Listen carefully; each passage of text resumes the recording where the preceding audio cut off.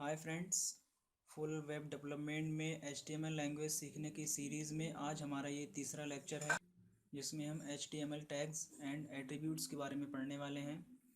इससे पिछले की दो वीडियोस में हमने HTML की हिस्ट्री और HTML का बेसिक्स कवर किया था। HTML को रन करने के लिए क्या क्या सॉफ्टवेयर की ज़रूरत होती है, वो सब हमने अपनी पिछले की वीडियोज़ में देख लिया है। अगर आपने वो वीडियो नहीं देखी है तो आपसे मैं रिक्वेस्ट करता हूँ कि उन दो वीडियोज़ को आप ज़रूर देखें। तो आज का जो हमारा इस लेक्चर का टॉपिक है वो है HTML tags and HTML attributes. उससे पहले मैं आपको एक बार रिकॉल करा देता हूँ कि हम अपने इस कोर्स में क्या क्या पढ़ने वाले हैं। सबसे पहले हम इस कोर्स में पढ़ रहे हैं HTML, और HTML के बाद हम पढ़ेंगे CSS, और CSS के बाद पढ़ेंगे जावास्क्रिप्ट, जावास्क्रिप्ट के बाद पढ़ेंगे jQuery, jQuery के बाद पढ़ेंगे PHP, PHP के बाद पढ़ेंगे हम MySQL। और मैं आपको बता दूं, ये एक पूरी वेबसाइट को डेवलप करने के लिए जितनी मिनिमम चीज़ों की ज़रूरत होती हैं, एक स्टैंडर्ड वेबसाइट डेवलप करने के लिए जो मिनिमम चीज़ों की या टेक्नोलॉजीज़ की जो ज़रूरत होती है वो हम इस कोर्स में सब पढ़ने वाले हैं। और इसी कोर्स के बीच में हम अपने कुछ अलग से जो टॉपिक हैं, सेशन ट्रैकिंग, अजैक्स, और एक और टेक्नोलॉजी है बूटस्ट्रैप, उसको भी हम इसी वेब डेवलपमेंट के कोर्स में कवर करेंगे। तो ये सब हम अपने कोर्स में पढ़ने वाले हैं। पिछली वीडियो में मैंने आपको बताया था HTML लैंग्वेज का फॉर्मेट क्या होता है, उसको कोई भी HTML फाइल की फॉर्मेट में क्या कई चीज़ें होनी ज़रूरी हैं। इसमें हम देख सकते हैं, मैंने पिछले वीडियोस में भी इसके बारे में बता दिया था। फिलहाल मैं इसको दोबारा से बता देता हूँ। एक HTML की फ़ाइल में हमको सबसे पहले ये लिखना होता है, ये आप देख सकते हैं। सबसे पहले हमें लाइन में यही लिखना है, एंगुलर ब्रैकेट, एक्सक्लेमेटरी साइन और doc type space HTML angular bracket close. उसके बाद हमें HTML टैग ओपनिंग टैग लगाना होता है, और एक HTML टैग क्लोजिंग टैग लगाना होता है।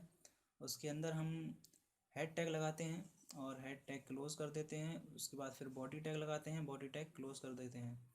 आइए मैं इसको आपको एक लाइव एग्जांपल से बताता हूँ इसको कैसे लिखते हैं, कहाँ लिखते हैं। तो आप अपने कंप्यूटर में आ जाइए और मैं यहाँ से आपको एक फ़ाइल बना के दिखाता हूँ। एक यहाँ से आपको न्यू पे आके टेक्स्ट डॉक्यूमेंट्स पे आना है और यहाँ पे एक फ़ाइल बना लेना है, example.html।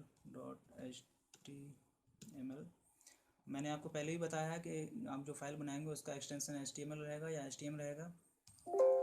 और इसको मैं नोटपैड प्लस प्लस में ओपन कर सकता हूँ। अगर आपके पास कोई और एडिटर है तो आप उसमें भी ओपन कर सकते हैं। फ़िलहाल मैं नोटपैड प्लस प्लस में ओपन कर लेता हूँ। तो यहाँ पे आप देख सकते हैं मैंने इस फाइल को नोटपैड प्लस प्लस में ओपन कर लिया है। तो सबसे पहले मैंने जो बताया था आपको एंगुलर ब्रैकेट्स में लिखना है डॉक टाइप, सॉरी मैं इससे पहले एक्सक्लेमेटरी साइन लगाना भूल गया, डॉक टाइप स्पेस HTML। ये आप स्मॉल में भी लिख सकते हैं, कैपिटल लेटर्स में भी लिख सकते हैं, कोई रिस्ट्रिक्शन नहीं है, आप किसी में भी लिख सकते हैं। उसके बाद आपको लिखना है HTML टैग ओपनिंग टैग, और वहीं पे आपको लगा देना है HTML क्लोजिंग टैग। और इस HTML क्लोजिंग टैग के अंदर उसके बाद आपको लिखना है हेड टैग क्लोज, और इसके बाद आपको लिखना है बॉडी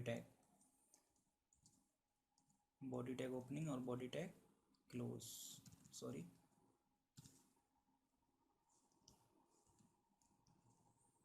यहाँ पे आप देख सकते हैं ये आपकी एक HTML की फ़ाइल का एक प्रॉपर सिंटैक्स बन गया है। यहाँ पे आप अगर इसमें कुछ कोड लिखते हैं वो हम अपने आगे की वीडियोज़ में देखेंगे। फ़िलहाल ये एक HTML की फ़ाइल को डिफ़ाइन करने के लिए इतना सिंटैक्स इनफ है। इतना सिंटैक्स चाहिए ही चाहिए किसी फाइल, कोई अगर HTML फाइल है तो इसमें इतना सिंटैक्स कंटेन करना ही चाहिए। ओके, तो हमने ये देखा HTML की फ़ाइल का सिंटैक्स। मैं आपको एक बार और बता देता हूँ कि ये HTML फाइल के सिंटैक्स हैं जो किस लिए यूज़ होते हैं। तो सबसे पहले हम देखते हैं, आपकी पहली लाइन आप पढ़ सकते हैं, HTML tags represent HTML content will written inside this tag. Okay, HTML tag contain करता है कि HTML का जो कंटेंट है, HTML की फ़ाइल का जो ऑल कंटेंट है वो इस फाइल के अंदर लिखा जाएगा, should be written inside this file. Okay, तो ये HTML के सिंटैक्स हैं दोनों, एक ही सिंटैक्स है HTML का, opening tag and closing tag. Next line you can read, head tag contains the description of the page. ये आपके जो हेड टैग लिखा था आपने यहाँ पे, यहाँ आप देख सकते हैं हेड टैग। इस हेड टैग के अंदर आपके जो पेज का जो रिलेटेड, आपके पेज से रिलेटेड जो इन्फॉर्मेशन रहेगी वो आप इसमें लिख सकते हैं। और इसमें आप CSS की कोडिंग भी लिख सकते हैं। फिलहाल जब हम CSS पढ़ेंगे तो आगे देखेंगे कि CSS कैसे लिखना है। और हेड टैग का सिंटैक्स ये है। और उसके बाद हम नेक्स्ट लाइन पर आते हैं। उसमें लिखा है body tag contains the visible part on the screen. ये आपको बहुत इंपॉर्टेंट टैग है कि बॉडी टैग के अंदर आप जो भी लिखेंगे वो आपकी स्क्रीन पे विजिबल होगा। इसका मतलब आपकी स्क्रीन पे जो जो चीज़ें दिखनी चाहिए वो सारी बॉडी टैग के अंदर लिखी जाएंगी। ओके। उसके बाद नेक्स्ट लाइन है mostly tag will be use inside the body tag. Mostly जो टैग्स हैं, जैसे बहुत सारे टैग्स हैं ऐसे में HTML लैंग्वेज में, वो बॉडी टैग के अंदर ही यूज़ होते हैं, क्योंकि हमें अपनी वेबसाइट कोई जो बनाते हैं या वेब पेज बनाते हैं, वेब एप्लीकेशन बनाते हैं, तो उसमें बॉडी टैग के अंदर ही लिखना होता है, क्योंकि हम मोस्टली डाटा स्क्रीन पे प्रिंट कराते हैं, तो बॉडी टैग के अंदर ही हमें सब कुछ लिखना होगा। और बॉडी टैग के अंदर टैग्स कैसे लिखते हैं आप यहाँ पे देख सकते हैं। ये मैंने एक H1 टैग लगाया है, हेडिंग टैग होता है ये। इनके बारे में मैं आपको सब एक एक करके ब्रीफली मैं आपको समझाऊंगा कि ये क्या क्या होते हैं। H1 H2 H3 सब क्या होते हैं। फिलहाल आप यहाँ पे देख सकते हैं। ऐसे मैं आपको इसमें भी लिख के बता देता हूँ। H1 tag opening and H1 tag close. आप ऐसे भी लिख सकते हैं, और आप यहाँ पे लाइन की कुछ भी कर दें। अगर आप लाइन के स्पेस में लाइन स्पेस कर रहे हैं तब भी कोई दिक्कत नहीं है, compiler word by word read करता है। तो ये इस तरीके से आप बॉडी टैग के अंदर टैग्स यूज़ कर सकते हैं। उसके बाद हम देखते हैं HTML के कुछ बेसिक टैग्स, HTML के कुछ इंपॉर्टेंट टैग्स जो HTML लैंग्वेज में 99% यूज़ होते हैं। जैसे एक यहाँ पे है टाइटल टैग, जो हेड टैग के अंदर लिखा जाता है। टाइटल टैग का यूज़ मैं आपको बताता हूँ। जैसे मैं आपको यहाँ पे लिख के दिखाता हूँ। हेड टैग के अंदर टाइटल टैग लिखा जाता है, तो title tag opening and title tag close. Okay. मैं आपको रिकमेंड करूँगा कि कोई भी ओपनिंग टैग लगाते समय ही तुरंत उसका क्लोजिंग टैग लगा दीजिए, उसके बाद उसके अंदर कोडिंग करिए। जैसे मैं यहाँ पे टाइटल टैग के अंदर लिखता हूँ वेलकम, तो ये आपके ब्राउज़र पे टूल बार पे एक टाइटल बन के आ जाएगा। जैसे मैं इस फाइल को आपको जो फाइल बनाई है example.html, इसको मैं रन करके दिखाता हूँ आपको। तो आप उसी फोल्डर में आ जाइए जहाँ पे आपने ये फाइल बनाई है, और इस पर राइट क्लिक करिए और इसको ओपन विद गूगल क्रोम कर दीजिए। आप जो भी इंटरनेट ब्राउज़र यूज़ करते हैं उस पर आप इसको ओपन कर सकते हैं।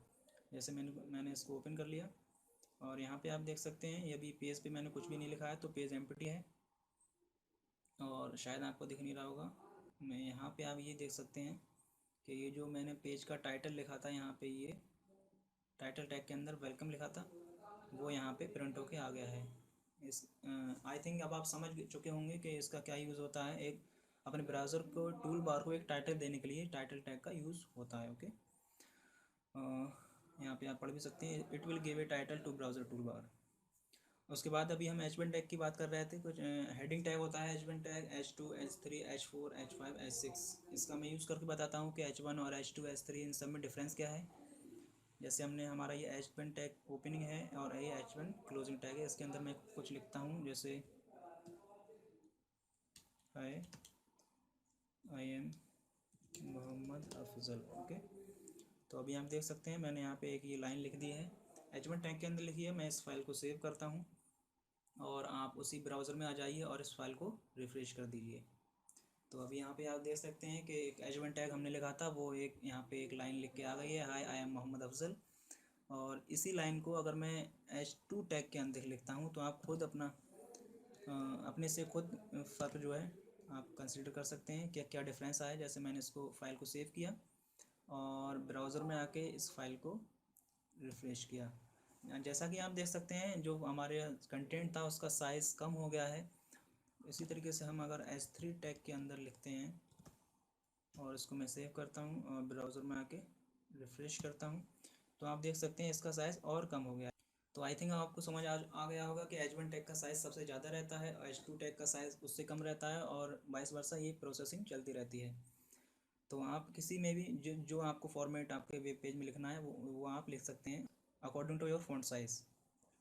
उसके बाद कुछ फॉर्मेटिंग टैग्स होते हैं। फॉर्मेटिंग टैग्स क्या होते हैं, जो जिनका कोई क्लोजिंग टैग नहीं होता है, या आप कह सकते हैं वो एक ही टैग होता है जो क्लोजिंग एंड ओपनिंग कंटेन कर सकते हैं, उन्हीं से उनका काम हो जाता है। जैसे आप एक टैग होता है लाइन को ब्रेक करने के लिए, BR टैग होता है, जैसे आप देख सकते हैं उसी में उसका क्लोजिंग टैग लगा दिया गया है। ये डिफाइन करता है इसका ओपनिंग एंड क्लोजिंग टैग, यही है। और एक लाइन होता है, एक हॉरिजॉन्टल लाइन ड्रॉ करने के लिए HR टैग होता है, उसका भी आप सेम देख सकते हैं। एक P टैग होता है, पैराग्राफ टैग, इसको भी आप इसी तरीके से यूज़ कर सकते हैं। एक इनपुट टैग होता है, ये फॉर्म टैग के अंदर यूज़ होता है, उसे हम आगे देखेंगे ब्रीफली। एक IMG टैग होता है, ये भी फॉर्मेटिंग टैग्स की कैटेगरी में आता है। ये IMG टैग में कोई अगर आप पिक्चर लगाना चाहते हैं अपने ब्राउज़र पे या अपने वेब पेज पे कोई इमेज लगाना चाहते हैं तो ये उसके लिए यूज़ होता है। जैसे मैं इन सब टैग्स का यूज़ करके आपको बताता हूँ, कुछ इनमें से कुछ टैग्स का मैं आपको यूज़ करके बताता हूँ। जैसे BR टैग है, जैसे मैंने मोहम्मद एंड जैसे मैंने IM के बीच में BR टैग लगा दिया, BR, ओके। तो मैंने इस फाइल को सेव किया और यहाँ से रिफ्रेश किया, तो यहाँ पे आप देख सकते हैं M एंड मोहम्मद अफजल के बीच में लाइन ब्रेक हो चुकी है। तो इसका फ़र्क आपको समझ में आ चुका होगा। और मैं यहाँ पे एक HR टैग लगा के बताता हूँ, और इसको सेव किया मैंने, यहाँ से इसको रिफ़्रेश किया। यहाँ पे आप देख सकते हैं M एंड मोहम्मद अफजल के बीच में एक लाइन ड्रॉ हो गई है हॉरिजॉन्टली ब्राउज़र पे। और एक और टैग मैंने आपको बताया था, कौन सा था, P टैग, यानी P टैग पैराग्राफ को डिनोट करता है। अगर आप यहाँ पे P टैग लगाते हैं तो P टैग का मोस्टली काम क्या होता है कि P टैग एक लाइन चेंज कर देता है और एक नए पैराग्राफ से स्टार्टिंग करता है जो हमने कंटेंट लिखा हुआ है। जैसे मैं इसको रिफ्रेश करता हूँ, आप देख सकते हैं एक नए पैराग्राफ से जो है मोहम्मद अफजल लिख के आ गया है, ओके। इनपुट और इमेज टैग हम बाद में देखेंगे क्योंकि इनपुट टैग फॉर्म टैग के अंदर यूज़ होता है। इनपुट और इमेज टैग हम बाद में देखेंगे क्योंकि ये इनपुट टैग फॉर्म टैग के अंदर यूज़ होता है और इमेज टैग को हम आगे ब्रीफली पढ़ेंगे। अब देखते हैं हम HTML एट्रीब्यूट्स क्या होते हैं।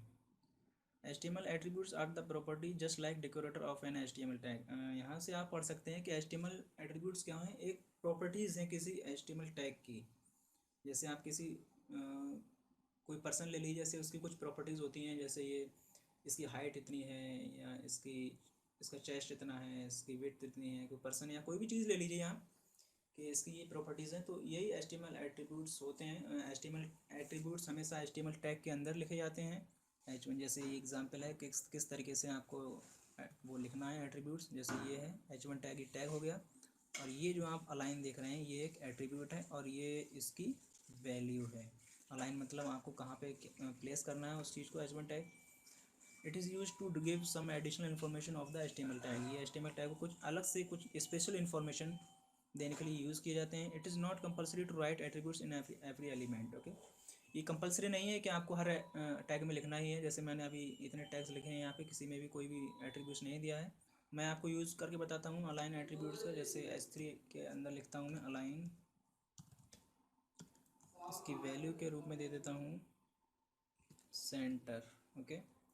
मैंने इस फाइल को सेव किया और यहाँ से इसको रिफ्रेश किया, तो यहाँ से आप देख सकते हैं कि H1 टैग के अंदर जो भी कंटेंट लिखा हुआ था वो सेंटर में आ चुका है। इसकी 3 आप प्रॉपर्टीज़ डिफाइन कर सकते हैं, left and right and centre. जैसे मैं इसकी राइट कर देता हूँ, मैं इसको यहाँ से रिफ्रेश करता हूँ, आप यहाँ पे देख सकते हैं ये पूरा आपका पूरा डाटा आपका राइट में आ चुका है। और लेफ़्ट भी देख सकते हैं, वैसे अगर आप लेफ़्ट नहीं देंगे तो इसकी बाय डिफ़ॉल्ट अलाइन की जो प्रॉपर्टीज़ रहती है वो लेफ़्ट ही रहती है, ओके।